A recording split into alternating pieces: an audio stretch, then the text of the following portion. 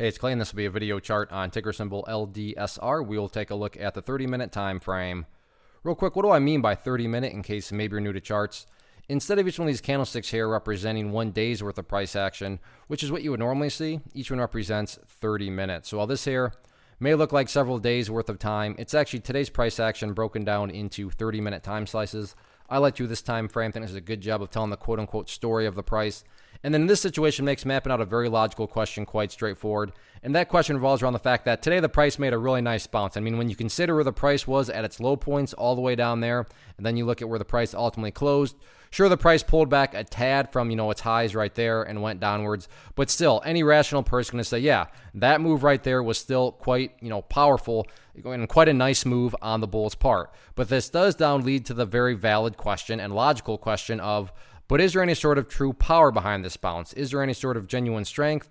Or is this just some sort of knee-jerk reaction, dead cat bounce type move? I have no idea. But like I said, by using charts, we can make answering that question very straightforward. And in my mind, it all revolves around a single level. And this level, is definitely going to be the key level of support. And that sits down here at 0.0115. So why is that area so important? Hopefully we can all agree on the logic that price movements with true power, so a bounce that's actually a true bounce, well, it's going to keep on bouncing, right? Or in other words, it's going to make progress forward. It's not going to go back to where it was.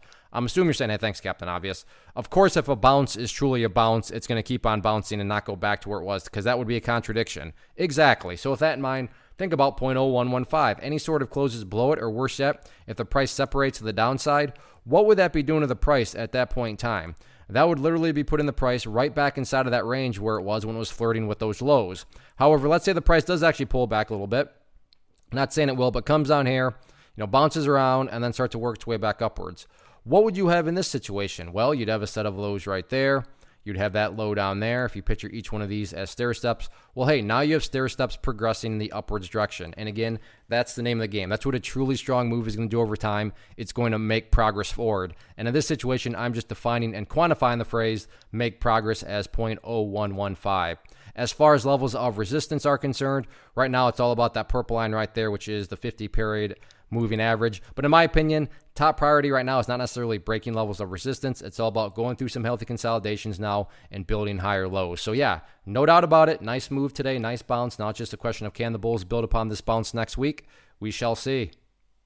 One of the biggest questions that I get is, hey Clay, how do you find the stocks that you trade? So what I've done is put together a free resource guide where I talk about the tools that I use to locate stocks that I find interesting and think may have potential. So if that sounds like something that could add value to you as a trader, then click on the image that is up on the screen right now and I will email you the guide. The guide itself is very short and to the point, and best part, it's completely free.